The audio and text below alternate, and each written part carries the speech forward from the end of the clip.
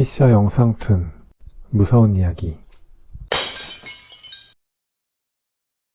이것은 10년 전 저에게 일어난 일입니다. 친구 A는 운전면허를 취득하자마자 자동차를 바로 구입했고 저를 드라이브에 초대했습니다. 면허를 딴 지 얼마 안 돼 드라이브를 간다는 게 조금 불안했지만 A가 너무나도 즐거워 보여서 마지못해 저는 승낙을 하게 되었습니다. 드라이브 당일날 A의 차를 처음 보았습니다. 그 차는 신형차는 아니었고 조금 연식이 낡은 중고차였습니다. 친구 말로는 시세의 절반 수준의 싼 가격이었고 상태도 나쁘지 않았기에 흔쾌히 구입했다고 했습니다. 그렇게 우리는 출발했고 음악을 듣기도 하면서 즐거운 대화까지 이어갔죠. 교회까지 나가서 즐거운 시간을 보낸 후 해가 질 무렵 우리는 집으로 돌아가기로 했습니다. 돌아오는 도중 기름이 많이 없는 걸 깨달았고 주유소에 들리게 되었습니다. 주유소에 도착하자마자 남자 점원이 "쏘세요" 라고 씩씩하게 인사를 해주었죠. 그런데 기름을 넣어주는 도중 그 남자 점원이 갑자기 이상한 말을 하는 거예요. "저 손님, 실례지만 뒷좌석에 계신 여자분 몸이 많이 아파 보이는데 그대로 괜찮을까요?" "네? 저희 둘뿐인데요. 뒷좌석에는 아무도 없는데요?" 친구와 저는 혹시나 하는 마음에 뒤를 돌아보았습니다. 그곳에는 피크닉을 하면서 먹다 남은 음료수병이나 돗자리, 가방 등이 굴러다니고 있을 뿐이었죠. 혹시 저기 있는 포스터가 유리창에 비쳐서 그런 거 아닐까요? 잘못 보신 거 아닌가요? 그런가요? 죄송합니다. 제가 잘못 본 것 같네요. 뭐야, 괜히 쫄았잖아. 점원은 사과를 한 뒤 대화는 끝이 났습니다. 기름을 드디어 다 넣고 우리는 출발을 하려고 했는데 점원이 다시 저희에게 와서 이렇게 말을 하는 거였습니다. "저 손님, 역시 뒤에 손님이 한 분 더 계시는 것 같은데 저 괜찮을까요? 피를 정말 많이 흘리고 계시는데 서둘러 병원에 가야 하지 않을까요?" 하지만 제가 또 잘못 봤다면 죄송합니다. 그럼 조심히 가십시오." 한 번도 아니고 두 번이나 그런 말을 들었기 때문에 우리는 왠지 소름이 끼쳤습니다. 우리는 무서운 마음에 최대한 빨리 그곳에서 벗어나려고 속도를 내서 집으로 돌아가기로 했습니다. 하지만 우리는 확실히 느낄 수가 있었습니다. 뒷자리에 우리 말고 또 다른 존재가 타고 있다는 걸. 우리는 한마디도 하지 않고 집까지 돌아가게 되었습니다. 정말 두려움에 떨면서 말이죠. 그렇게 드라이브는 끝이 났고 다음날 친구는 그 차를 바로 매각했습니다. 어느덧 10년이란 세월이 지났고 지금 저와 제 친구는 별탈 없이 잘 살고 있지만 아직도 그 친구가 탔던 그 차종을 보면 그때 기억이 납니다. 그때 뒷좌석에 앉아있던 피투성이 여자의 모습이요. 이것은 제가 어릴 적 겪은 이야기입니다. 제가 어릴 적 우리 가족은 매년 1월 1일에 산에 해돋이를 보러 가는 게 가족 행사였습니다. 해가 뜨기 전에 산에 오르는 거라서 당연히 굉장히 어두운 시간에 이동을 했었죠. 겨울이라 춥기도 했고 또 저는 그때 당시 어렸던 터라 부모님 뒤를 바짝 붙어 이동을 하고 있었습니다. 열심히 해 뜨는 것을 보기 위해 산을 오르던 그때 산에서 하산하는 한 아저씨를 보게 되었습니다. 해돋이를 보러 가야 되는 그 시간에 벌써 산을 내려오고 있다니 이상하게 생각한 저는 아저씨에게 말을 걸어버렸었죠. "아저씨, 해도 안 떴는데 왜 벌써 내려가세요? 해돋이 보러 가야 되는 거 아닌가?" 제가 그렇게 말을 하자 아저씨는 천천히 고개를 돌려 저를 쳐다보았습니다. 그런데 가까이서 본 아저씨의 얼굴에는 뭔가 칼자국 같은 게 굉장히 많이 나 있었고 핏기 없는 하얀 얼굴이 너무나도 무서웠습니다. 아저씨는 씩 웃으며 저에게 이렇게 말했습니다. "그래? 그럼 아저씨도 같이 해돋이 보러 갈까?" 저는 왠지 본능적으로 아저씨의 말에 반응하면 안 될 것 같다는 생각에 아무런 대답도 하지 않은 채 부모님의 손을 꼭 잡고 가던 길을 가기 시작했습니다. "저 아저씨 왠지 귀신인 것 같아. 절대 쳐다보지 말아야지." 저는 앞만 보면서 한참을 그렇게 걸어갔습니다. 시간이 얼마나 지났던 걸까요? 한참 걸어갔으니 이제는 아저씨가 없겠지? 하고 생각을 하여 무심코 뒤를 돌아보았습니다. 그때 그 아저씨의 얼굴만이 공중에 둥둥 떠서 저를 따라오고 있었습니다. 저는 너무 무서워서 비명을 질러버렸죠. "엄마, 아빠, 이상한 아저씨가 저를 따라와요. 제 등 뒤에 있다고요. 아저씨? 무슨 소리니? 아무것도 없는데? 저는 너무 무서워서 울고불고 소리를 쳐보았지만 부모님에겐 아무것도 보이지 않았나 봅니다. 그래도 한참을 제가 난리치니 아버지께서 저를 안고 귀신아 물러가라, 귀신아 물러가라 하면서 정상까지 그대로 안고 가주셨습니다. 저는 아저씨가 아직도 따라올까봐 눈을 꼭 감은 채 울면서 안겨 있었죠. 어느덧 산 정상에 도착했고 도착하자마자 막 해가 뜨기 시작했습니다. 해가 뜨고 주변이 밝아지니 저는 무서운 마음이 좀 덜해져서 아까 그 아저씨가 있는지 없는지 둘러보게 되었죠. 다행히도 어디에도 없었습니다. 저와 부모님은 산 정상에서 파는 따뜻한 커피와 스프를 마시고 마음을 추스리고 난 뒤 그날은 그렇게 산에서 내려왔습니다. 며칠 뒤 저는 우리 집에 놀러온 동네 아주머니와 엄마가 하는 이야기를 듣게 되었습니다. 12월 연말에 있잖아요. 글쎄 피셔산에서 살인사건이 있었다지 뭐예요. 어머, 우리 가족 매년 해돋이 보러 가는데 올해도 갔다 왔거든요. 우리도 가까우니까 자주 가요. 참 근데 세상이 흉흉해. 아주머니의 이야기는 우리가 산에 갔던 1월 1일이 되기 며칠 전 한 남성이 괴한의 습격을 받아 살해당한 사건이 있었다는 내용이었습니다. 발견된 남성의 시체에서 흉기로 얼굴을 몇 번이나 그은 흔적이 있었다고 하네요. 제가 본 건 그때 살해당했던 아저씨의 영혼이었던 걸까요? 아저씨는 죽어서도 산에서 계속 헤매다니다 저와 마주치게 되었던 걸까요?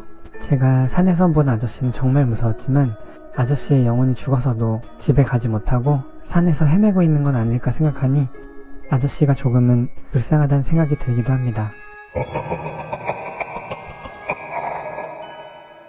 지인 중에 김슬기라는 간호사 친구가 있었어. 슬기가 간호사가 된 후 처음으로 나이트 근무를 서게 되었는데 취직한 지 얼마 안 돼서 군기가 빡 들어 있어서 진짜 그날 열심히 일을 했대. 정신없이 열심히 일만 하다 보니 시간이 어느덧 새벽 3시를 훌쩍 넘어갔고 슬슬 야식 좀 챙겨 먹을까 하고 생각했대. 그때 무심코 복도 끝쪽을 봤는데 그곳에 키가 2m는 될 것 같은 전신 빨간 옷을 입은 여자가 서 있었다는 거야. 너무나 섬뜩한 모습에 슬기는 아무 말도 못하고 굳어버렸대. 그 여자는 무언가를 찾는 듯 두리번 거리다가 이윽고 한 병실에 들어갔대. 환자도 아닌 사람이 병원을 막 돌아다니니까 무섭지만 확인하러 가야겠다 하는 생각에 그 여자가 들어갔던 병실에 가봤는데 병실 안에는 환자 말고는 아무도 없었다는 거야. 그리고 다음날 그 병실에 있던 환자가 사망했대. 나이트 근무가 아직 익숙치 않아서 너무 피곤해서 헛것을 봤나? 그냥 우연이겠지? 하고 슬기는 얼른 잊어버리려 했어. 슬기는 그 후에도 그 빨간 여자를 나이트 근무 때 몇 번 더 보았고 볼 때마다 다음날 사망하는 환자가 나왔어. 처음에는 귀신을 봤다고 하면 아무도 안 믿어줄 것 같아서 정말 아무에게도 말을 안 하려 했는데 어느 날 슬쩍 선배 간호사에게 물어보게 되었대. 선배님, 좀 이상하게 들리겠지만 혹시 귀신 보신 적 있나요? 어렵사리 입을 땐 슬기와는 달리 선배의 표정은 의외로 담담했어. 김 간호사 벌써 봤나? 사실은 여기서 근무하는 간호사들 야간 근무 때 귀신 본 사람들이 좀 있어. 누군가 돌아가시는 분이 나오기 전날 특히 많이 본데 그냥 귀신이 아니라 저승사자인 거지. 저승사자요? 선배의 말은 그 병원에는 나이트타임 근무 때 가끔 저승사자가 나오는데 병원에서 근무하는 간호사들 상당수가 목격했고 저승사자가 들어간 병실에는 다음날 어김없이 사망자가 나왔다. 그런데 한 가지 특이한 점은 저승사자를 본 사람들이 모두 색깔이 다르게 보였다는 거야. 그래. 김 간호사는 빨간색으로 보였다는 거지? 이 간호사는 그냥 평범한 검정색 저승사자였대. 또 다른 간호사는 완전 전신 흰색이었다더라고. 내가 좀 알아봤는데 사람마다 가지고 있는 죽음의 색깔이라는 게 있다더라고. 보통은 검정색이나 흰색으로 보이지만 가끔 김 간호사처럼 빨간색으로 보이거나 또 다른 색으로 보이는 경우가 있다더라고. 그나저나 내가 괜히 무서운 이야기를 했네. 금방 적응되니까 그냥 그러려니 하고 일하자. 알았지? 슬기는 그 이야기를 듣고 자신의 죽음의 색이 빨간색이라는 걸 알게 되었대. 그 후로 몇 년이 지난 지금 슬기는 아직 그 병원에서 근무하고 있어. 야간 근무 때는 아직도 그 빨간 드레스의 저승사자를 보곤 한대. 이 이야기는 우리 삼촌에 대한 이야기다. 우리 삼촌은 내가 고등학교 때 돌아가셨다. 사인은 스트레스로 인한 심장마비. 삼촌은 한번 결혼했다 이혼해서 전처, 현재처, 전처 아들, 현재처 아들, 그리고 현재처 딸이 있었다. 전처야 이혼해서 남남이라지만 그래도 아들에게 양육비를 줘야 했고 책임져야 할 사람이 이렇게 많았는데 젊은 나이에 갑자기 돌아가시니까 남은 사람들은 어떻게 해야 할지 나까지 걱정이 될 정도였다. 그렇게 걱정을 뒤로한 채 장례식을 하게 됐다. 장례식이 끝나고 나는 완전 녹초가 됐다. 집에 오자마자 씻는 것도 귀찮아서 그냥 바로 옷만 갈아입고 침대에 누워서 자려고 했다. 그런데 너무 피곤해서 그런지 오히려 잠이 오지 않았다. 계속 자야 하는데 하다 보니까 점점 불안해지기 시작했고 불안함이 커지니까 잠이 더 오지 않았다. 그렇게 뒤척뒤척 몇 시간이나 지났을까. 나는 겨우 잠이 들었는데 이상한 꿈을 꾸게 되었다. 꿈속에서 나는 가족들과 일가 친척들까지 모두 모여서 굉장히 긴 테이블에서 밥을 먹고 있었다. 다들 뭐가 신났는지 왜 이렇게 낄낄대는 거지? 하고 생각하면서 나도 밥을 먹고 있었는데 그런데 뭔가 위화감이 드는 것이었다. 테이블 맨 끝에 고개를 푹 숙인 얼굴이 새파란 사람이 앉아 있었기 때문이었다. 다른 사람들은 밥 먹고 떠드는데 저 사람은 혼자 왜 밥에 손도 안 대고 아무와도 말도 안 하고 움직이지도 않는 거지? 그 사람의 존재 자체를 다른 사람들은 아무도 모르는 듯 했다. 저 사람 혹시 나만 알고 있는 건가? 그런데 저 사람 누구였지? 나는 계속 자세히 봤는데 그 사람은 돌아가신 삼촌이었다. 그렇게 삼촌이란 걸 깨달은 순간 나는 잠에서 깼다. 그런데 꿈에서 깨자마자 내 눈앞에 보인 것은 천장에 붙어있는 삼촌의 얼굴이었다. 삼촌의 새파란 얼굴이 천장에서 나를 쳐다보고 있었다. 너무 무서운 나는 소리를 지르려고 했지만 목소리도 나오지 않았고 몸도 움직이지 않았다. 내가 할 수 있는 것은 단지 눈을 감은 채 삼촌의 얼굴을 보지 않으려고 애쓰는 것뿐이었다. 나는 너무 무서우면서도 왠지 모를 슬픈 마음이 들었고 그렇게 울면서 발버둥치다가 어느샌가 다시 잠에 빠져들었다. 다음날 아침 나는 형에게 어제 내가 겪은 이야기를 말했다. 형, 꿈에서 나 삼촌이 나왔어. 그런데 삼촌 얼굴이 새파랗고 너무 무서웠어. 꿈 이야기를 그렇게 자세히 했는데 맙소사 형도 꿈에서 삼촌이 나왔다고 말했다.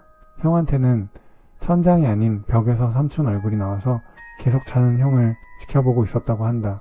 나는 무심코 너무 무서워. 오늘 또 꿈에 나오면 어떡하지? 라고 말을 했는데 형이 하는 말이 야, 어떻게 그렇게 말해? 그래도 우리 삼촌이잖아. 삼촌이 세상에 미련이 많아서 그런 거야. 애들 얼마나 걱정되겠어. 우리한테 나타난 것도 삼촌 가족들 잘 부탁한다고 인사하러 온 거라고 나는 생각해. 형이 그렇게 말을 하고 나니까 나도 왠지 그럴 것 같다는 느낌이 들었다. 무섭다기보다는 뭔가 슬픈 느낌이 더 강해졌다. 앞서도 말했듯이 삼촌한테 딸린 처자식들이 많았고 특히 새결혼해서 얻은 자식들이 아직 5살, 6살이었던 때라 사실 세상에 미련이 많을 것 같긴 했다. 그래서 가장 가깝고 친하게 지냈던 우리 형제한테 애들 좀 부탁한다고 인사하러 온 것 같다고 형 말대로 나도 그렇게 생각이 들었다. 그 이후로 나는 친척 동생들을 내가 잘 돌봐줘야겠다고 생각했지만 아쉽게도 동생들은 시골로 이사를 가버렸다. 그때로부터 20년이 지났다. 동생들은 다들 어른이 돼서 사회생활을 잘 하고 있다고 지금도 가끔 연락이 오곤 한다. 그 이후로 삼촌을 꿈에서 본 적은 없지만 만약 다시 한번 삼촌이 꿈에 나타난다면 이렇게 이야기해주고 싶다. 그동안 동생들 케어해줄 수 없어서 너무 죄송했고 다들 잘 있으니까 좋은 곳으로 가서 편히 쉬시라고. 별 볼 일 없는 중소기업의 신입사원이었던 나는 월세가 싼 곳을 찾아 변두리 빌라에 살고 있었다. 엘리베이터도 없는 허름한 곳이라 나는 매일 4층까지 계단을 이용해야 했다. 매일 되는 잔업 때문에 그날도 밤 12시를 넘어서야 집으로 돌아가고 있었다. 진짜 피곤하네. 매일매일 이게 뭐람? 피곤함에 투덜대며 그렇게 집에 거의 도착할 때쯤이었다. 누구지? 빌라 입구에 도착한 나는 2명의 수상한 남자가 현관 앞에 서 있는 걸 발견했다.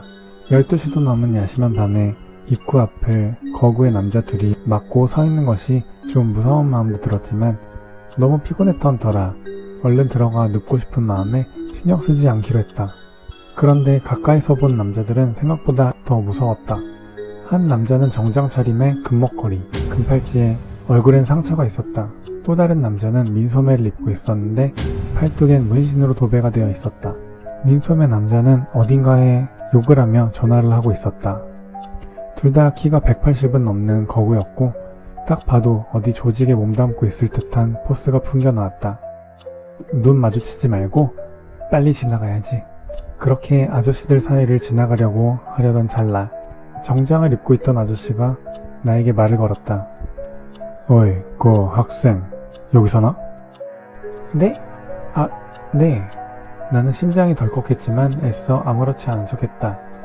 우리가 여기 3층 사는 사람한테 볼 일이 있어서 그러는데 경비나 관리인 같은 사람 없나? 학생이 좀 불러줄 수 없어? 여기는 경비는 없고 관리 사무실에 연락을 해보면 될 것 같긴 한데 제가 지금 전화번호를 모르거든요. 저 그럼 이만. 그렇게 급하게 들어가려는 나를 아저씨는 보내주지 않았다. 아니 학생, 우리가 나쁜 짓 하려는 것도 아니고 왜 그렇게 도망가나? 우리는 나쁜 짓 한 사람을 찾아서 혼내주러 온 거야. 그러니까 관리 회사 전화번호 지금 모르겠으면 방에 가서 알아와 줄 수 없나? 아니 그러지 말고 학생 방으로 잠깐 같이 가자고. 내 방에 오겠다고? 그것만 절대 안 돼. 가뜩이나 방도 지저분한데 진짜 죄송한데 안 될 것 같거든요? 방이 완전 지저분해요. 나는 어떻게든 거절하려고 했지만 아저씨는 좀처럼 내 말을 들어주지 않았다. 너 인성 문제 있어? 그러지 말고 잠깐이면 되니까. 그래. 그럼 내 사례를 좀 하지. 자 여기 10,000원일세. 어떤가? 10,000원이요? 그래. 용돈 필요하지 않나? 딱 봐도 돈 없어 보이는데. 그렇게 나에게 내민 10,000원짜리는 굉장히 꾸깃꾸깃한 더러운 지폐였다. 순간 거지 취급받는 것이 자존심이 상했는지 나도 모르게 강하게 말을 해버렸다. 저기요 아저씨, 죄송한데 그 10,000원 필요 없고요. 관리인 번호도 방에 가서 알 수 있을지 없을지도 모르고요. 솔직히 말씀드리면 처음 뵙는 분들을 이런 밤늦게 집에 들이기가 좀 부담이 되네요. 나는 몸을 돌려 빌라로 들어가려고 했다. 그런 나의 등 뒤에서 아저씨는 한 번 더 말을 걸었다. 어이, 너! 너무 세게 말을 버렸나? 난 아저씨들의 화를 자극했나 하고 후회했다. 하지만 의외로 아저씨들은 화가 난 건 아니었다. 겁줘서 미안하네. 우리는 너 같은 학생 안 건드리니까 걱정 마라. 우린 정말로 3층에 사는 사람 찾아온 것뿐이야. 그 사람 내 돈만 돌려준다면 여기 올 이유도 없었어. 3층 사는 사람 아주 흉악한 범죄자거든. 학생도 마주치지 않게 조심하는 게 좋을 거야. 그리고 이건 내가 동생 같아서 주는 거니까 그냥 받으라고. 그렇게 아저씨는 내 주머니에 더러운 10,000원짜리를 집어넣었다. 나는 한 번 더 거절을 하려고 했지만 뭔가 분위기상 그 10,000원을 받고 말았다. 저 감사합니다. 그럼 빌라에 범죄자가 산다는 말도 마음에 너무 걸렸지만 일단 보내주겠다고 할 때 빨리 집에 가는 게 상책이었다. 그렇게 계단을 올라 집에 들어온 나는 불을 켜면 우리 집이 어딘지 들킬지도 모른다는 생각에 불도 켜지 않았다.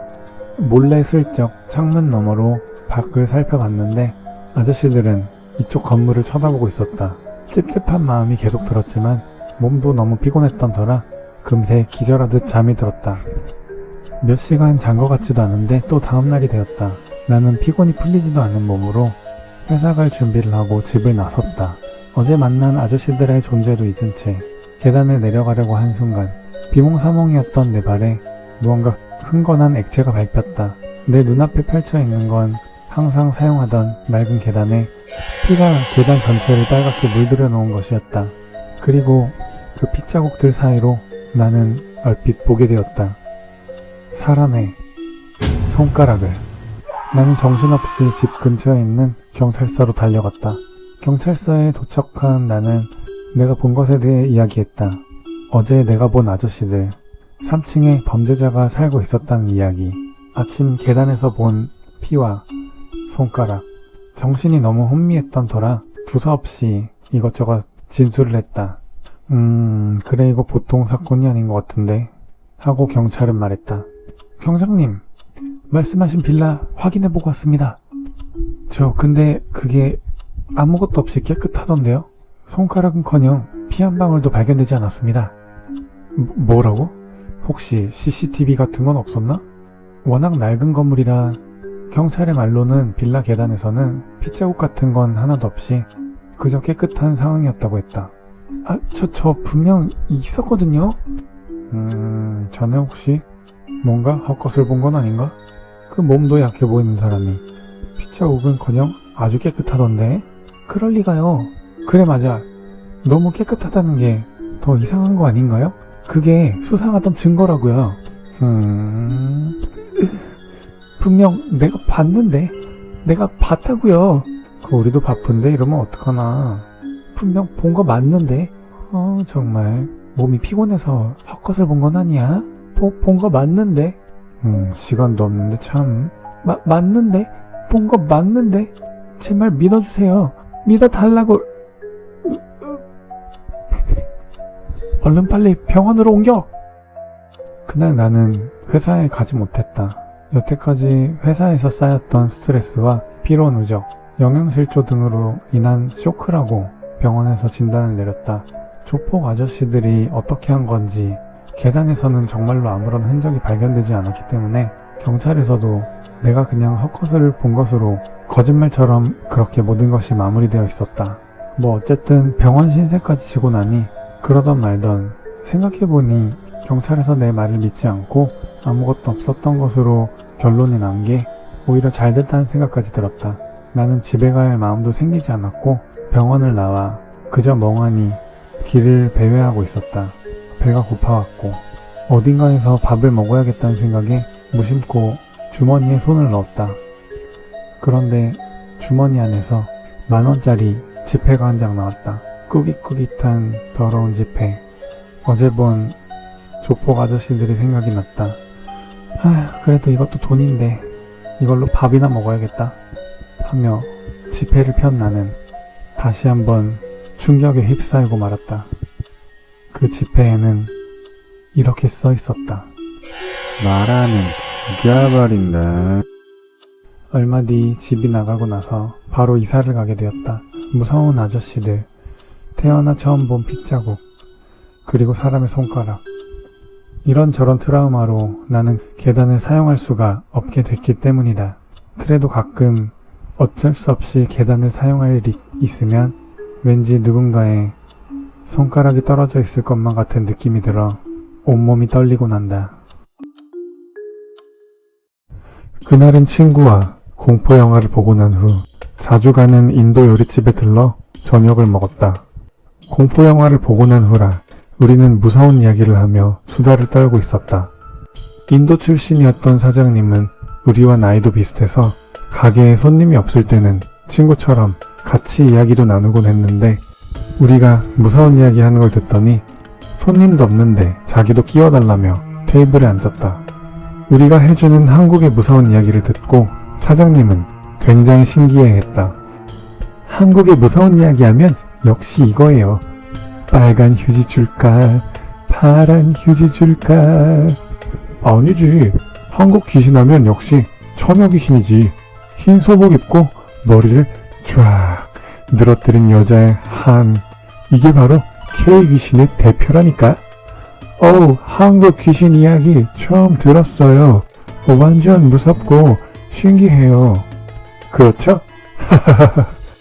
그렇게 무서운 이야기에 분위기가 무르익어 갔는데 갑자기 친구가 사장님에게 그러고 보니 인도에도 귀신이 있어요? 하며 질문을 했다. 사장님은 기다렸다는 듯이 당연히 있죠.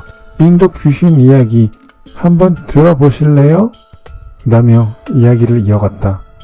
인도 귀신 이야기는 한 번도 들어본 적이 없기 때문에 굉장히 흥미로웠고 우리는 곧 이야기에 빠져들었다. 일단 인도에는 귀신이 굉장히 많고 귀신을 보는 사람 또한 굉장히 많다고 한다. 귀신의 힘의 정도에 따라 4단계의 랭크로 분류된다고 하는데 투명하니 평소 잘 보이지도 않으면서 딱히 사람에게 해를 끼치지 않는 귀신이 랭크 1 또는 2, 늦은 밤이나 깊은 산속, 강물 근처에서 사람에게 해를 가하는 귀신은 주의가 필요한 랭크 3 또는 4. 특히 랭크 4 정도 되면 산 사람과 거의 구별할 수 없을 정도로 그 모습이 확실히 보이는데 그런 귀신을 구별할 수 있는 방법이 단 한 가지만 존재한다고 했다. 그 방법이 뭔지 궁금했던 우리는 그게 뭐예요? 얼른 알려주세요. 하고 사장님을 보챘다. 하지만 사장님은 바로 알려주지 않고 자신의 어릴 적 이야기를 시작했다. 여기서부터는 인도 사장님의 시점에서 이야기하겠다. 내가 10살 정도였을 때 일인데 그날도 동네에서 친구들과 놀고 있었어. 신나게 놀다 보니 해가 질 무렵이 되었고 친구들은 슬슬 집으로 돌아가려고 했지. 그때 한 예쁜 누나가 얘들아 하고 우리를 불렀어. 다정해 보이는 얼굴에 한 손에는 떡이 든 큰 접시를 들고 있었지. 얘들아 너희 배고프지 않니? 오늘 우리 집에서 떡을 너무 많이 만들어서 그러는데 너희들 하나씩 먹어보지 않을래?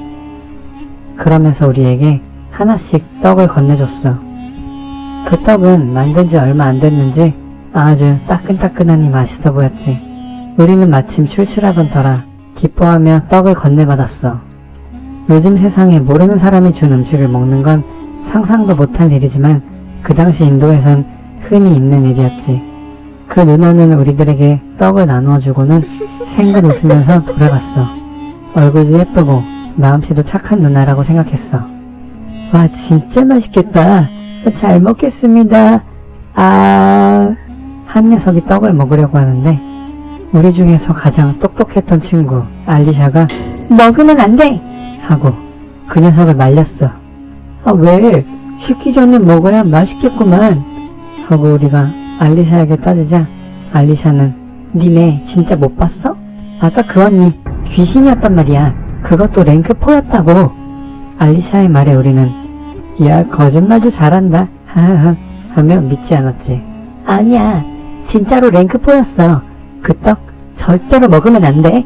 알리샤의 표정이 너무나 심각해서 우리도 심상치 않게 생각하게 되었지. 알리샤 말대로 진짜 귀신이라면 그 떡도 위험할지 모르니까 우리가 어떻게 해야 할지 머뭇거리고 있었는데 내 동생이 아까 그 누나가 돌아간 쪽을 가리키며 저기! 라고 외쳤다. 우리가 일제히 돌아보자 그쪽에는 우리에게 떡을 준 그 누나가 우리를 무섭게 노려보고 있었어. 우리가 빨리 떡을 먹지 않고 귀신이니 뭐니 하니까 화가 났던 걸까? 상냥했던 미소는 온데간데 없이 마치 뱀과도 같은 흉측한 얼굴로 변해 있었다.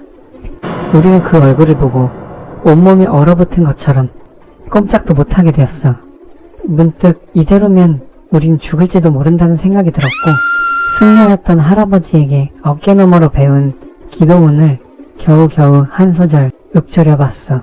그런데 그 순간 누나에게 받았던 떡이 갑자기 뜨거워지면서 불길에 휩싸였지. 그 충격으로 몸이 움직여진 우리는 으악! 도망쳐! 하고 소리를 지르며 마을에 있는 사원으로 헐레벌떡 달려갔어. 사원에서 우리는 승려님에게 우리가 본 일을 이야기했어.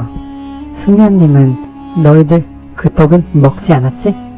라고 몇 번이나 물어보셨고 다행히 우리가 떡을 먹기 전에 떡이 다 불에 타서 먹은 사람은 없었다고 말하자 그제야 안심하시며 퇴마의식 같은 걸 행해주셨어. 의식이 다 끝난 후 어두워져서야 집으로 돌아갈 수 있었어. 집으로 돌아가던 중 나는 알리샤에게 한 가지 질문을 했어. 알리샤, 그런데 아까 그 누나가 어떻게 랭크 4인 줄 알았어? 그러자 알리샤는 이렇게 대답을 해주었어. 그 언니 처음 우리 쪽으로 올 때부터 느낌이 싸해서 자세히 봤는데 배에 배꼽이 없었어. 이상하다 싶어서 발밑을 봤더니 하반신이 앞뒤가 반대였어. 상반신은 우리를 보고 있었지만 하반신은 발뒤꿈치가 앞을 향하고 있었다고. 앞으로 잘 기억해도 하반신이 앞뒤가 반대인 사람은 랭크포니까. 그게 제가 태어나 처음 본 랭크포였어요. 인도에서 랭크포 귀신 구별하는 방법은 하반신 앞뒤가 반대인지 아닌지 확인하는 거예요. 어때요? 재밌었나요? 사장님의 이야기를 다 들은 우리는 와 하며 엄지손가락을 치켜들었다. 사장님은 만족한 듯 웃으며 주방 쪽으로 돌아갔다. 이야기가 끝난 후에도 우리는 조금 더 수다를 이어갔다. 이야, 사장님 이야기 재밌었다. 그치? 그런데 친구의 얼굴이 아직도 겁먹은 표정이었다. 야, 빨리 나가자. 야, 왜? 음식도 아직 남았는데 너 아직도 무서워하냐? 새끼 하여튼 쫄보라니까. 내가 친구를 놀리자 친구는 조용히 사장님의 발밑을 손가락으로 가리켰다. 친구의 손가락 너머에는 주방 쪽을 향하고 있는 사장님의 뒷모습이 보였고 사장님의 하반신은 우리 쪽을 향하고 있었다. 어릴 적부터 나는 뭔가 몸이 투명한 사람들을 자주 보았고 내가 보는 그것들이 귀신이라는 것을 알게 됐다. 아빠에게 귀신이 보인다는 사실을 말하면 아빠가 쓸데없는 걸 너에게 물려줘서 정말 미안하구나 하며 항상 나에게 사과를 하셨다. 도대체 맨날 뭐가 미안하다는 거지? 나는 정말 아무렇지도 않은데. 어릴 적 나는 그 의미를 잘 이해하지 못했다. 그래서 그냥 나는 아빠가 물려주는 거면 뭐든 다 좋아 하고 밝게 대답했다. 그러면 아빠 눈에는 눈물이 살짝 맺히는 것 같았다. 시간이 흘러 아빠가 돌아가시고 어른이 된 나는 결혼을 하여 나를 쏙 빼닮은 딸을 갖게 되었다. 어느 날 딸과 함께 횡단보도에서 신호를 기다리고 있을 때의 일이었다. 그날은 내가 여태까지 느껴본 적 없었던 강한 기운이 등 뒤에서 몰려왔다. 살짝 등 뒤를 돌아보니 그곳에는 10구도 넘는 귀신들이 무더기로 몰려 있었다.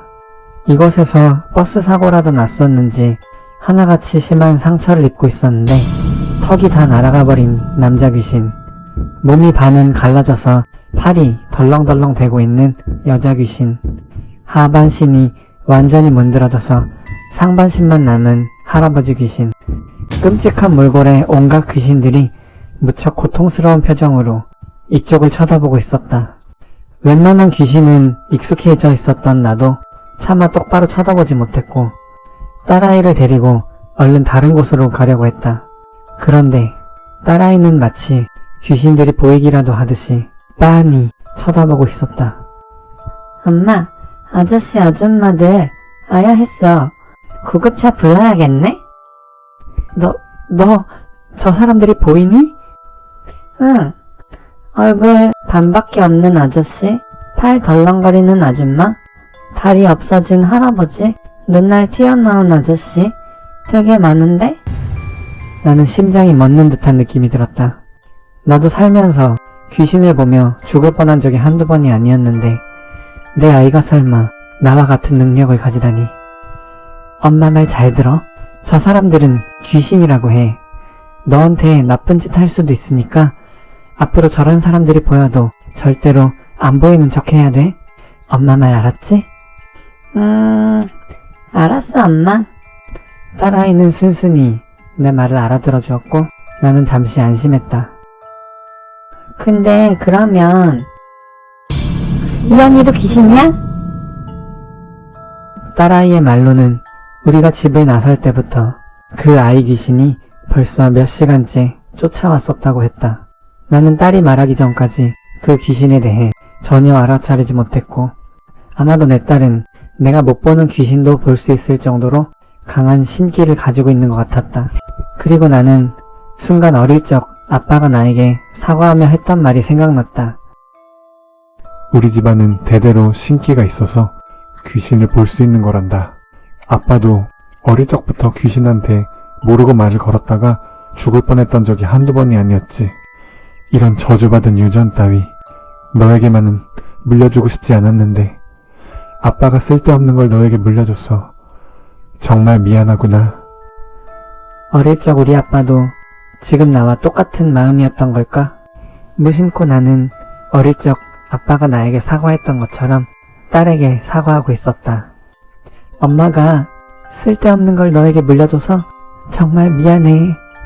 그리고 딸아이는 내가 어릴 적 아빠에게 한 대답과 똑같은 대답을 했다. 아니야. 나는 엄마가 물려주는 거면 뭐든 다 좋아. 그 말에 나는 흐르는 눈물을 참을 수 없었다. 일요일인 오늘은 친구네 집에서 고기를 구워 먹기로 했다. 나 지금 술이랑 고기 사간다. 나 아직 마트에서 장 보고 있는데 우리 집 비밀번호 알지? 먼저 들어가 있어.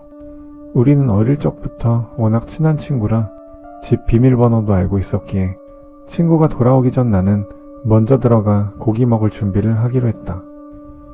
친구네 집 앞에 도착했는데 아파트 입구에 웬 샛노란 자켓을 입은 남자가 서 있었다. 워낙 옷 색깔이 튀어서 남자에게 눈이 갔지만 무시하고 지나치려 했다. 그런데 남자가 갑자기 나에게 안녕하세요 하고 인사를 했다. 네, 안녕하세요. 나는 엉겁결에 대답을 해버렸다. 남자는 나의 인사를 받고는 뭐가 좋은지 싱글벙글 웃으며 그대로 아파트 앞에 서 있었다. 뭔가 분위기가 좀 이상했지만 고기 먹을 준비도 해야 해서 서둘러 친구네 집에 들어갔다. 잠시 후 친구가 장을 보고 집에 돌아왔다. 친구도 집 앞에서 그 노란 잠바 입은 남자를 봤다고 했다. 야, 이 앞에 노란 잠바 입은 사람 너도 봤냐? 그 사람 갑자기 나한테 인사하는 거야. 나도 모르게 대답하긴 했는데 뭔가 좀 꺼림칙하네. 확실히 뭔가 기분 나쁘긴 했다. 하지만 생각해보면 단지 인사를 건넸을 뿐 특별히 우리한테 해를 가한 것도 아니었으니 그 남자는 그냥 있고 고기나 먹자고 했다. 고기를 구워 먹고 이런저런 이야기를 했다. 배도 부르고 술도 한잔 마셨고 소파에 잠시 누웠더니 깜빡 잠이 들었다. 한참 기분 좋게 자고 있었는데 갑자기 친구가 나를 막 흔들어 깨웠다. 야, 일어나봐. 야, 빨리 뉴스 좀 봐봐.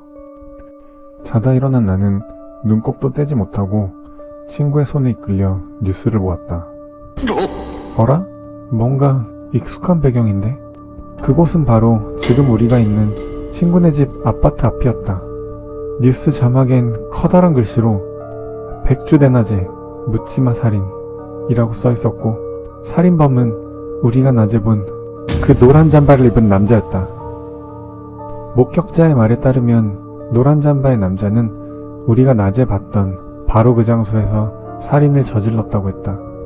남자의 살인 동기는 아파트 입구에서 사람들이 지나갈 때마다 인사를 했는데 그중 한 사람이 자기의 인사를 받아주지 않았기 때문이었다고 했다.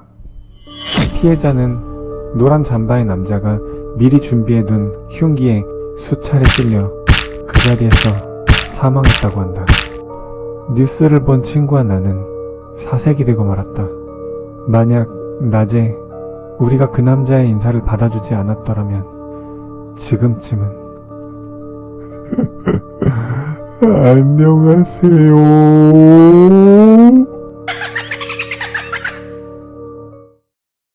한 남학생이 있었다. 남학생은 공부도 운동도 만능해 얼굴도 아이돌급이어서 남녀 할 것 없이 인기가 좋았다. 하지만 남학생은 중학교 3년, 고등학교 3년이 다 끝날 때까지 여친을 한 번도 사귄 적이 없었다.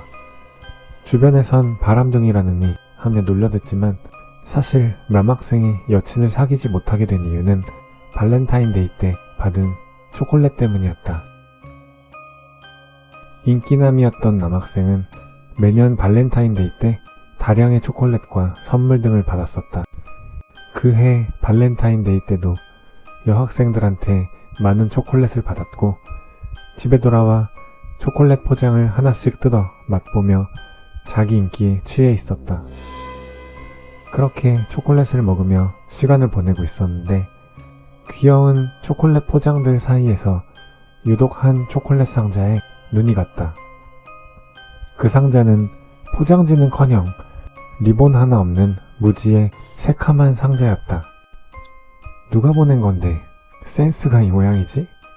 하며 남학생은 상자를 열어보았다. 안에는 울퉁불퉁하고 못생긴 초콜릿들이 들어있었다. 모양은 좀 그렇지만 그래도 직접 만든 수제 초콜릿인 것 같네.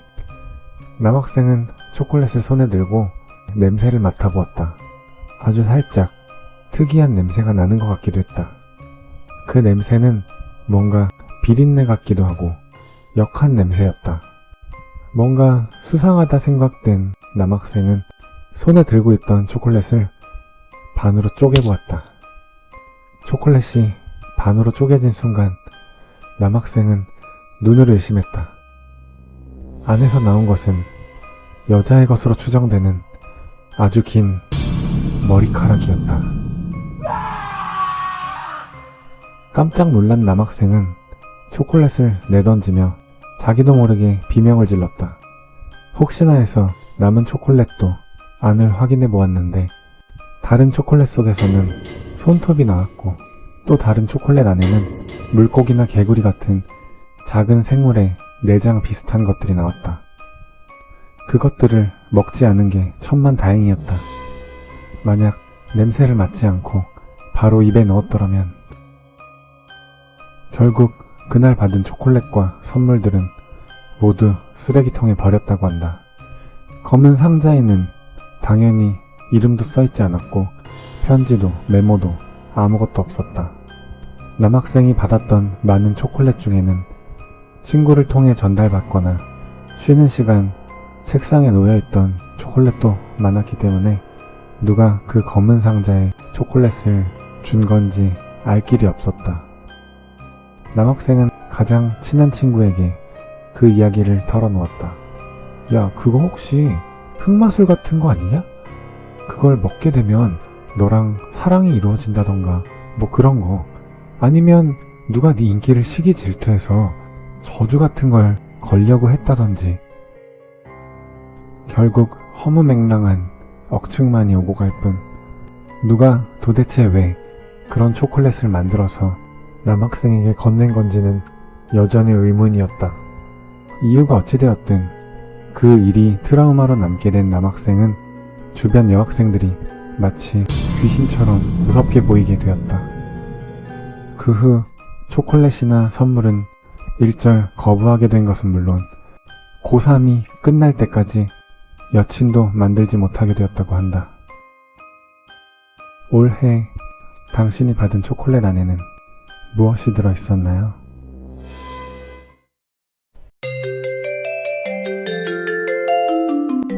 대학생이었던 나는 학교를 가기 위해 오늘도 전철을 이용하고 있었다. 언제나처럼 귀에는 이어폰을 꽂고 스마트폰을 보며 전철을 기다리고 있었다. 그런데 그날따라 한참을 기다려도 전철이 오지 않았다. 아, 뭐야. 왜 이리 안 와. 짜증이 난 나는 이어폰을 빼들고 전철이 와야 할 방향만 쳐다보고 있었다. 그런데 전역 방향에서 모락모락하는 하얀 연기 같은 게 보였다. 뭐야, 불났나?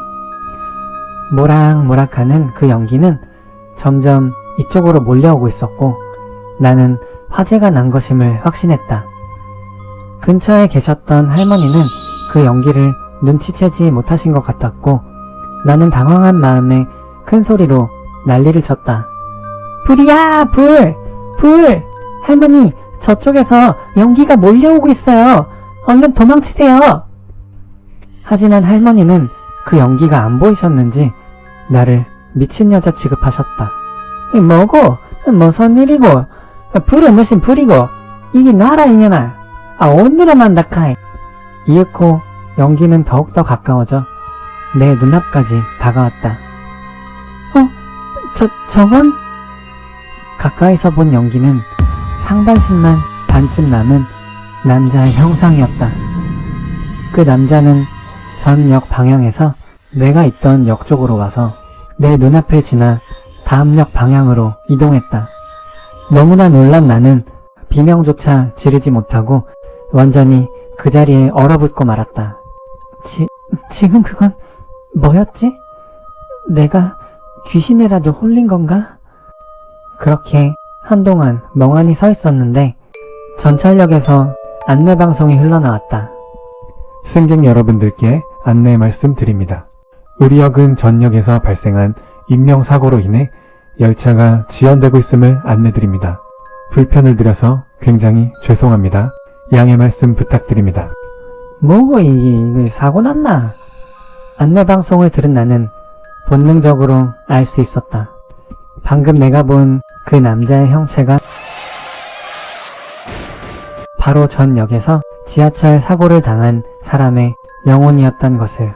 인명사고로 인해 몸이 분리되어 목적지에 갈 수 없게 되었지만 남은 영혼의 상반신만이 자기가 가야 할 곳으로 향하고 있었다는 것을. 태어나서 귀신을 한 번도 본 적이 없었던 내가 그날 갑자기 왜 그 영혼을 보게 된 건지 이유는 알 수 없었지만 영혼만이라도 목적지에 잘 도착하시길 바란다고 나는 마음속으로나마 기도했다. 그게 내가 할 수 있는 유일한 일이었으니까.